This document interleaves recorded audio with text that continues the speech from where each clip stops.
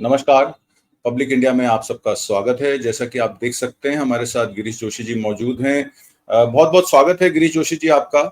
आप आर्थिक मामलों के भी विशेषज्ञ हैं और जो रक्षा मामले हैं उन पर भी पैनी नजर रखते हैं।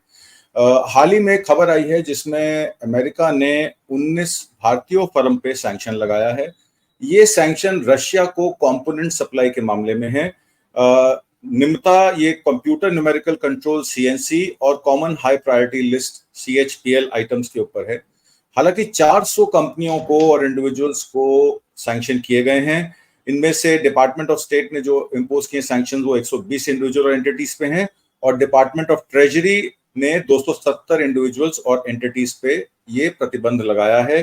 डिपार्टमेंट ऑफ कॉमर्स ने 40 एंटिटीज को भी इसमें ऐड किया है। ये चाइना, मलेशिया, थाईलैंड, टर्की और यूए के साथ इंडिया भी इसमें शामिल है। इन कंपनियों के जो आंकड़े आए हैं मेरे पास, उसमें एक कंपनी है एसेंट एविएशन जिसने 700 शिपमेंट्स रशिया में भेजी थी मार्च 2023 से मार्च 2024 में। $200,000 वर्थ मतलब कि करीब 1 करोड़ 60 लाख के कंप्यूटर न्यूमेरिकल कंट्रोल्स और common high priority list items थी। यूएस ओरिजिन एयरक्राफ्ट कंपोनेंट कहा जाता है इनको, जो एयरक्राफ्ट बनाने के काम आती हैं। उधर स्टेट डिपार्टमेंट ने एक और कंपनी मास्क ट्रांस को, जिसने $300,000 यानी कि करीब 2 करोड़ 40 लाख के CHPL आइटम्स जैसे कि aviation components to Russia based and US designated LLC को जून 2023 से अप्रैल 2024 में एक्सपोर्ट किए।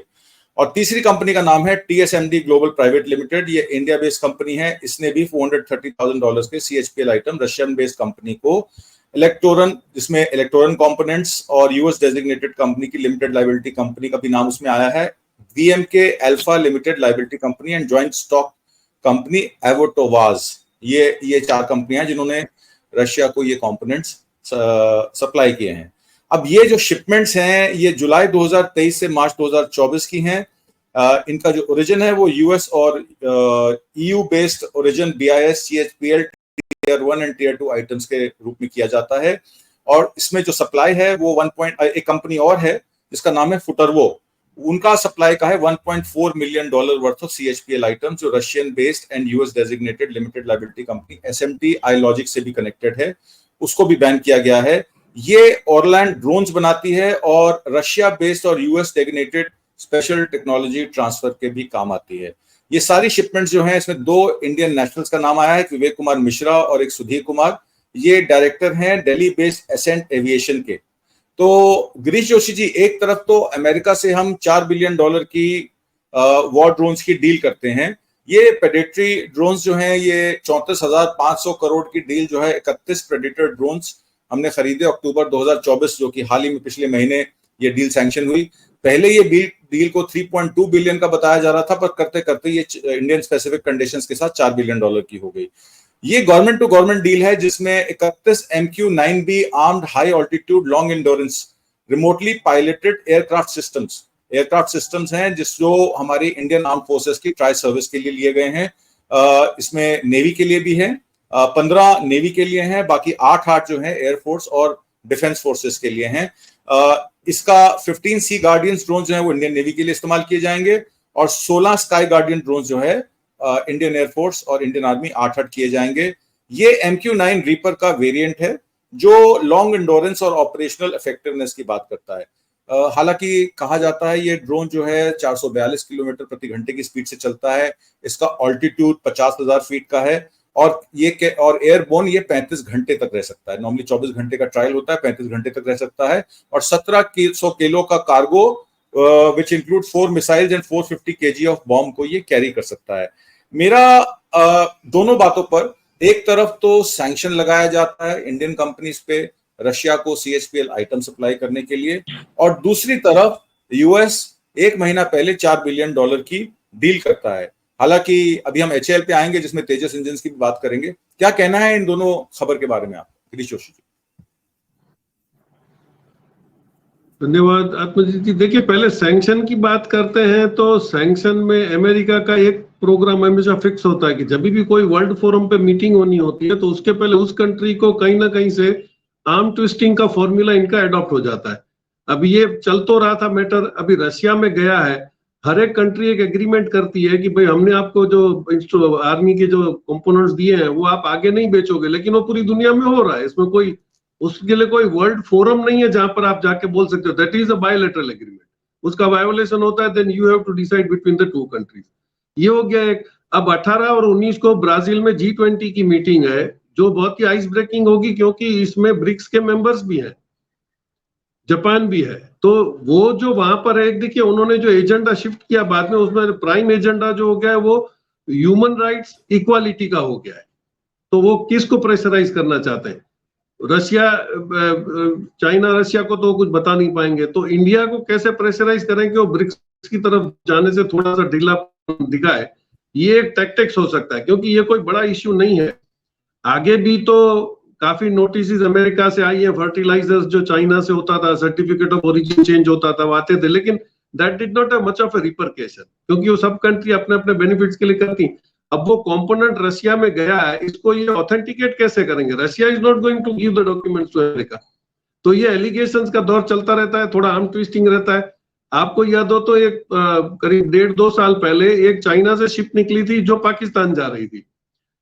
Information comes from a rival country कि भाई उसके अंदर एटॉमिक पावर स्टेशन का कुछ इक्विपमेंट है। तो हमको बिल्कुल याद है, हम लोग कवर करने गए थे, कांडला पोर्ट पे उस शिप को कॉल बैक करा गया और वो सारा चेक हुआ, उसमें बाद में मालूम पड़ा कि वो कोई सीमेंट प्लांट का कोई मशीन था। तो ये इंटरनेशनल टेंशन बिल्डिंग वगैरह काम सब चलता रहता है। तो sanctions is not a big thing. वो ऐसे ले तो है नहीं कि वो अमेरिका से मंगा के बेच के धंधा कर रहे हैं। दे आर इनटू एविएशन, जो उनके काफी कुछ ग्राहक लोग हैं। दूसरा, इसमें मैं आप जो ड्रोन की बात करते हो उसके पहले एक बात बता दूं कि बड़ा टेंशन इसलिए है कि एविएशन पे ये और ज्यादा प्रेशर क्रिएट करेंगे। आप देखिए 1-1.5 साल से चाइना ने एक जो कोमैक C919 एक एयरक्राफ्ट बना लिया, which is almost as Boeing 737। और उसमें एक एडवांटेज ये, उनका ऑलरेडी 1000 ऑर्डर्स बुक हो चुके हैं। रशिया एक तरफ कह रहा है इंडियन एविएशन को कि आप आइए, हमारे जो लोकल है स्टेशंस उस पे आप कैटर करिएगा। तो we know we have got lot of planes, lot of pilots, तो वो हम उसको कैटर कर पाएंगे। बहुत बड़ा बिजनेस अपॉर्चुनिटी है रशिया में हमको जाने के लिए। टूरिज्म रशिया से बढ़ता चला जा रहा है। एडवांटेज ये हो रहा है कि अगर इंटरनेशनल एयरबस और इनकी मोनोपोली तोड़ने के लिए वो अगर आपको सेफ्टी सर्टिफिकेट नहीं देते हैं, तो when you can fly with in the country, उसके लिए वो कंट्री की रिस्पॉन्सिबिलिटी लाइसेंस देना। तो अगर ये चाइनीज प्लेन लेके हम लोग रशिया में भी ऑपरेट कर रहे हैं, इंडिया में भी ऑपरेट कर रहे हैं, काफी country almost 1000 orders are there.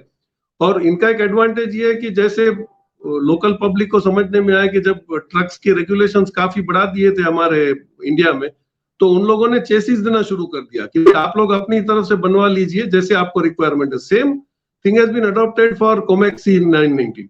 वो बोलते हैं कि भाई हमने आपको ढांचा बना के दे दिया, आपको एविएशन में क्या कन्वीनियंस चाहिए, उसमें ILS चाहिए, आपको कैसी वेदर कंडीशंस में ऑपरेट करना है, तो विल मेक टेलर मेड होगा। तो उसकी काफी डिमांड हो चुकी है। और एयरबस और ये अपनी मोनोपोली एक्सटेंड करने के लिए वो बड़े प्लेन बनाते चले गए। वो 320 बना दिया, 380 बना दिया। तो बीच का जो गैप हो गया, very intelligently China jumped into that market, और अब उसको वो वापस एयर इंडिया और एयरबस नहीं आ पाएंगे। तो वो इंटेलिजेंट मूव कर रहा है, इकोनॉमिक कंट्रोल कर रहा है। BRICS is making a change. अब वो अमेरिका और ये यूरोपियन कंट्रीज अपना मुंह लाल करवा तो लिया है खाके, लेकिन वो बता नहीं पाएंगे। तो ये सब जो आर्म ट्विस्टिंग चलता रहेगा, 18-19 is going to be ice breaking Brazil में, क्योंकि ब्राजील ही तो पायोनियर है ब्रिक्स का। तो वहां पे ये पार्टिसिपेट करके कौन सा हल्ला गुल्ला कर रहे हैं, दिस विल हैपन। अभी जो ड्रोन की आप बात कर रहे हो, उसमें आपको कुछ इंटरेस्टिंग फैक्ट दे दूं कि 2011 में हम लोगों ने ऑलरेडी एक लॉन्च किया था, इसको बोलते थे Tapas drone, technical airborne platform for air surveillance. उसका टारगेट रखा गया था 30,000 feet and 24 hours working airborne. इन लोगों ने ऑलमोस्ट 2016 में फर्स्ट फ्लाइट अचीव कर ली थी, that was up to 28,000 feet and 18 hours. उसके प्रोटोटाइप बना के उन्होंने 4 नेवी को दिए और 6 एयरफोर्स को दिए। तो ये सब बंद करने की बजाय, क्यों वो 2011 का प्रोजेक्ट था इसलिए बंद हुआ, क्या राइवलरी हुई, कुछ समझ में नहीं आया, क्योंकि DRDO और तीनों हमारी स्टालवर्ट कंपनियां इसमें इन्वॉल्व थी, जो रेगुलर एनहांसमेंट के लिए बहुत ही मानी जाती हैं। DRDO था, इलेक्ट्रिकल कॉर्पोरेशन भी था और HAL था। तो they were masters in this, they had done this. तो उसी प्रोजेक्ट को बढ़ावा देते तो आज शायद ये होता कि हम लोग वर्ल्ड को ड्रोन देते रहते। तो आपने वो बंद कर दिया और immediately Germany comes in. Germany को इतनी गरज है कि वो यहाँ के हमारे प्राइम मिनिस्टर निगोशिएट करते हैं कि वो यूरो ड्रोन जो है उसमें आप पार्टिसिपेट करिए। लेकिन we have been allowed only as a observer, जो पहले प्लेन जर्मनी और फ्रांस को 2025 में डिलीवर होने, 25 में इनको होगा, 26 में फ्रांस को होगा। तो वेयर आर वी स्टैंडिंग हमको पता नहीं है, लेकिन हम लोग ये बता रहे हैं कि हम लोग बिल्कुल इक्विप हो रहे हैं। तो एज ए नेशनलिस्ट मैं ये चाहूंगा कि हमारे पास बहुत ही एफिशिएंट इंजीनियर्स हैं, we have got that capacity, we have got the money. तो आप उनको बोल सकते हो कि भाई हमारा तपस को ही आप रिव्यू करिए, और तपस ऑलमोस्ट पहुंच तो गया है वहां पे टारगेट तक। तो we should have done that, but sorry state of affair. तो ये हो रहा है कि हम लोग अपना ही प्रोजेक्ट्स को किल करके फॉरेन एक्सपेंडिचर के लिए जा रहे हैं। दैट वो क्या कैलकुलेशन इकोनॉमिक का, वो मेरी समझ से परे है जी। जो मैंने प्रेडेटरी ड्रोन्स की बात की $4 बिलियन की, उसमें एक जो डील पेंडिंग है वो जनरल इलेक्ट्रिक के साथ F414 जेट इंजन की है, जो तेजस में मार्क 1A तेजस में यूज होंगे, क्योंकि अभी F404 इंजन यूज होता है। GE F414 इंजन बनाती है। हिंदुस्तान एरोनॉटिकल लिमिटेड HAL के साथ लाइट कम्बैट एयरक्राफ्ट का MK1A एयरक्राफ्ट के लिए ये इंजन बनना जरूरी है। ये डील पर अभी अमेरिका ने कोई मोहर नहीं लगाई है। GE और हिंदुस्तान एरोनॉटिकल इस पे पिछले 3 सालों से काम कर रहे हैं।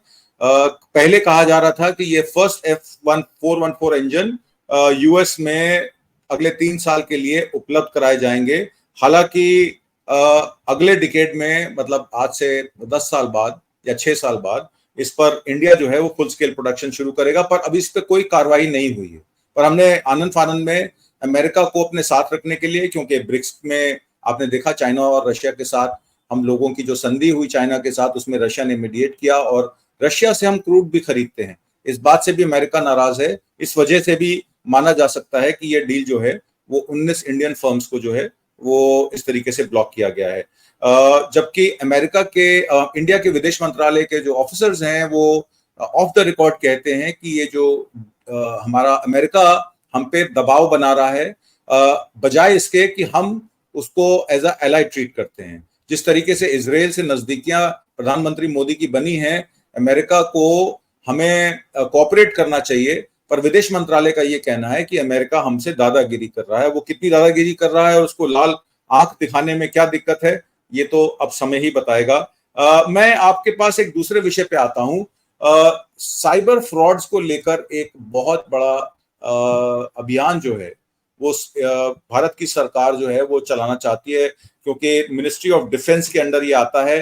कहा जाता है 0.7% ऑफ GDP जो है वो फ्रॉड्स में हिंदुस्तान से बाहर जा रहा है। अगर मैं आपको आंकड़ा दूं तो जनवरी से जून 2024 6 महीने के इस वित्तीय वर्ष में 11,269 करोड़ रुपए जो हैं वो फ्रॉड के माध्यम से हिंदुस्तान से बाहर भेजे गए। ये जितने भी डिफ्रॉडिंग कंपनीज हैं, ये कहा जाता है कि इनका ओरिजिनेशन चाइना के साथ होता है, और इंडियंस मतलब हिंदुस्तानियों को 1,20,000 करोड़ रुपए का एक साल के अंदर अंदर साइबर फ्रॉड से ये नुकसान हो रहा है। ये प्रोजेक्शंस मेरी नहीं है, India cyber crime coordination centre है जो मिनिस्ट्री ऑफ होम अफेयर्स के अंडर रन करता है। ये स्टडी उनकी है। वो कहते हैं कि म्यूल बैंक अकाउंट्स खोले जाते हैं जो इलीगल ट्रांजैक्शंस करके मनी को लॉन्डर करते हैं, और ये एक बहुत बड़ा हिस्सा हमारे GDP का बनता है। और मेजॉरिटी ऑफ ये जो डिफ्रॉडेड मनी है ये चाइनीज लिंक्ड एंटिटी से रिलेटेड है, और इसमें आपके जो डेबिट कार्ड्स होते हैं उनको क्लोन करके बाहर के ATM से भी वो पैसा निकाला जा रहा है। कंबोडिया, म्यांमार और दूसरे इंडोनेशिया, वियतनाम, इन कंट्रीज में भी इसका खुलासा हुआ है। तो साइबर क्राइम्स को लेकर जिसमें आपको याद होगा प्रधानमंत्री मोदी ने जब नोटबंदी की थी तो उन्होंने कहा था कि टेरर फाइनेंसिंग और मनी लॉन्ड्रिंग खत्म हो जाएगी, पर अब ये जो नए साइबर स्कैम्स हैं ये एसेंशियली टेरर फंडिंग के लिए और मनी लॉन्ड्रिंग के लिए यूज किए जाते हैं। और इसमें क्रिप्टो करेंसी का भी एक बहुत बड़ा भाग, मार्च से मई का 5.5 करोड़ रुपए का परचेज जो है इंडियन अकाउंट्स पे की गई है, क्रिप्टो करेंसी जो कि हमारे कंट्री में बैन है। क्या कहेंगे इन साइबर क्राइम्स के बारे में और चाइना की इन्वॉल्वमेंट? ये this is also one of the part of political gimmicks. आप देखिए, क्योंकि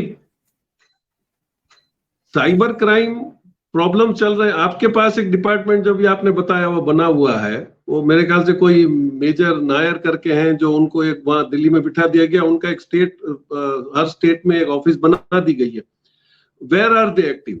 मैं आपको एक नाम दे दूं, जो स्कैम बाइटर्स के नाम से आप यूट्यूब पे देख सकते हो, दैट इज जिम ब्राउनिंग।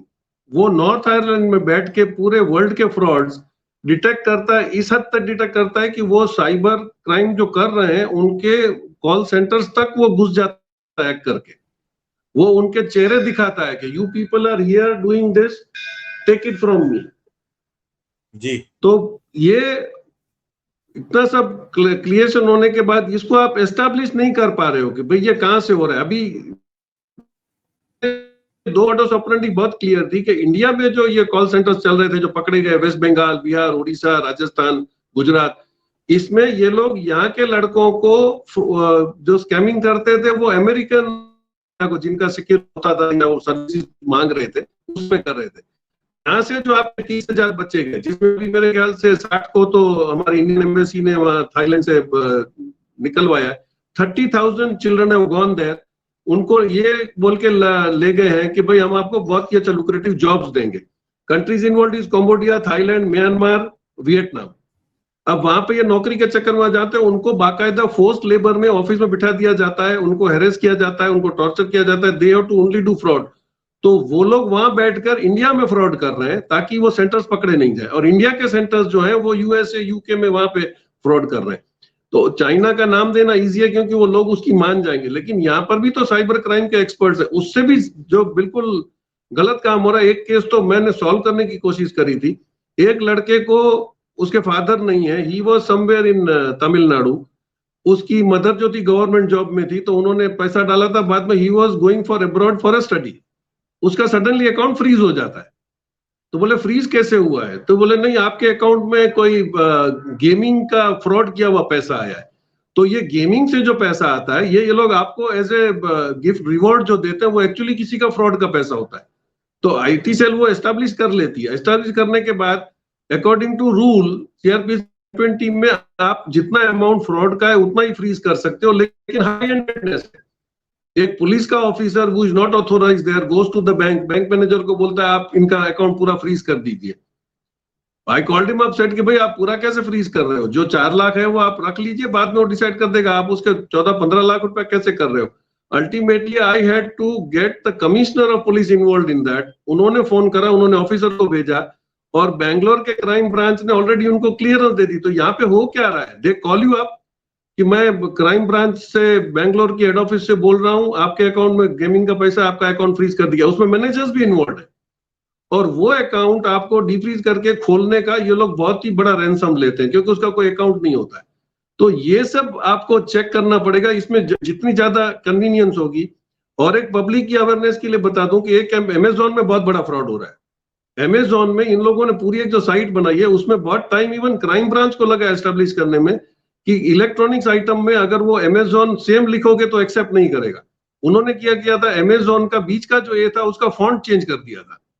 तो electronic AI doesn't work on that. उसने एक्सेप्ट कर लिया, और उन्होंने बाकायदा लिटरली अमेजोन की डुप्लीकेट एक साइट बनाई, और आपके अकाउंट से जहां पर 2,000 rupees allowed to be deducted, तो उन्होंने एक मेंबरशिप चालू कर दी। आपकी मेंबरशिप है 1499 की, और वो डिडक्ट कर लेते थे।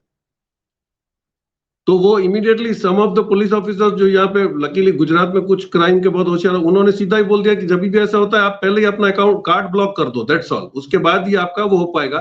तो कहीं पर भी बैंक हेल्पफुल भी होते हैं, तो काफी कुछ कॉम्प्लिकेशंस है। इसका अवेयरनेस कौन देगा? तो ये बच्चे वहां जाके फ्रॉड कर रहे हैं, वो भी उनको नहीं पता है वो क्या कर रहे हैं, लेकिन वहां जाने के बाद उनको पता चलता है कि हम लोग स्कैमिंग में। तो अभी मेरे ख्याल से इंडियन एम्बेसी थोड़ी एक्टिव हुई है। उन्होंने कोई India in Thailand, Indians in Malaysia, ऐसा करके वो एक्स शुरू किया है, जिसमें स्टूडेंट कैन रिपोर्ट। उसी चक्कर में 60 बच्चों को बचा लिया गया है कि उनको लेके वापस इंडिया भेज दिया गया है। तो we have to be very careful. ये तो चलेगा, अभी एआई आने के बाद तो बहुत सारे और फ्रॉड हो रहे हैं। और आज ही स्टेट बैंक ने एक इश्यू किया है लेटर पब्लिक के लिए कि भाई बहुत सारे फ्रॉड्स हो रहे हैं स्टेट बैंक की गलत साइट बना के। बिल्कुल, तो आप उसमें you don't walk into it, आप पहले अपने कंफर्म ब्रांच से करवा के करिए। तो अगर सारी इंस्टीट्यूशंस ही ऐसे हैक होकर फ्रॉड होके लगी, तो आप और मैं शायद उसको क्रॉस चेक करेंगे। जो गरीब आदमी कुछ नहीं जानता है, क्योंकि मोस्ट ऑफ देम वो शेयर बाजार में कुछ जाने बने बगैर पड़े हैं, तो उनको शेयर बाजार के डीलर से ही फोन आता है कि भाई आपके अकाउंट में इतना पैसा आ गया था, आप उसको रिटर्न करिए, और पीपल रिटर्न दैट, उसको पता ही नहीं क्योंकि वो अकाउंट तो उसके एजेंट के पास पड़ा हुआ है। तो lot of frauds are happening, we have to be very cautious. यही होगा कि हमारी अलर्टनेस से ही हम बच पाते हैं, और बैंकिंग रेगुलरली रिक्वेस्ट कर रही है कि भाई हम किसी को भी फोन नहीं करते हैं, then why do you answer. किसी पब्लिक को ये जानना चाहिए, बैंक से कोई भी फोन आता है आंसर मत करिए, उसके पास मेल है, उसको बोलिए आप मेल भेज दीजिए, दैट्स ऑल। तो इसको चेक तो करना पड़ेगा, डिपार्टमेंट गवर्नमेंट अपना काम तो करेगी, लेकिन हमको भी अलर्ट होना पड़ेगा, क्योंकि जैसे ही फास्ट डेवलपमेंट हो रहा है उसमें गांव बसने के पहले तो डाकू भी आ ही जाएंगे, तो we have to be very careful. जी बिल्कुल ठीक कहा आपने। ये साइबर फ्रॉड्स के जो स्कैम कंपाउंड्स हैं वो कंबोडिया, म्यांमार, लाओस के बाद अब ये अजरबैजान में भी पाए गए हैं। और बहुत सारे फेसबुक के द्वारा, फेसबुक और सोशल मीडिया में आप देखें नेस्ले इंडिया और बहुत सारे ऐसे नाम दिए जाते हैं जो कंपनी से हूबहू मिलते हैं, पर उसमें एक अपॉस्ट्रोफी या एक नाम की स्पेलिंग में गड़बड़ होती है। वो आपको कहते हैं, एक्साइटिंग ऑफर्स देते हैं, आपको ओरिजिनल प्रोडक्ट दिखा के कहते हैं कि आप उनको फोन पे ऑर्डर कीजिए, और जब वो पैकेट आता है तो उसमें वो प्रोडक्ट नहीं होता है, नकली प्रोडक्ट होता है। तो दर्शकों को साइबर फ्रॉड से बचने के लिए कोई भी चीज ऑनलाइन ऑर्डर करने से पहले उस कंपनी की वेबसाइट और उस कंपनी का वेब एड्रेस और ईमेल जिसमें कस्टमर केयर है उसको पहले जांच परख लें, उसके बाद ही ऑर्डर करें, क्योंकि ये सब स्कैमिंग कंपनीज हैं। एक बार आपका डेबिट कार्ड नंबर या क्रेडिट कार्ड नंबर उनके पास पहुंच जाएगा तो वो उसको क्लोन करके बहुत सारा आपका धन जो है बाहर के कंट्रीज में एटीएम के द्वारा निकाल सकते हैं। जैसे कि मैंने आपको बताया 1,20,000 करोड़ रुपए बहुत बड़ा अमाउंट होता है। पिछले जनवरी से जून में 11,269 करोड़ रुपए, 59 करोड़ रुपए माफ कीजिएगा, की स्कैमिंग ऑलरेडी हो चुकी है। मिनिस्ट्री ऑफ होम अफेयर्स ने वादा किया है कि वो यूनियन फाइनेंस मिनिस्ट्री और रिजर्व बैंक ऑफ इंडिया के साथ बैठकर एक मैकेनिज्म डेवलप करेगी। वो कब करेगी, या आज करेगी या कल करेगी, इसका तो हम नहीं कह सकते, पर दर्शकों को हम आगाह जरूर कर सकते हैं। गिरीश जोशी जी, आज की परिचर्चा में भाग लेने के लिए और इतनी महत्वपूर्ण जानकारियां देने के लिए आपका बहुत बहुत धन्यवाद। नमस्कार। Thank you.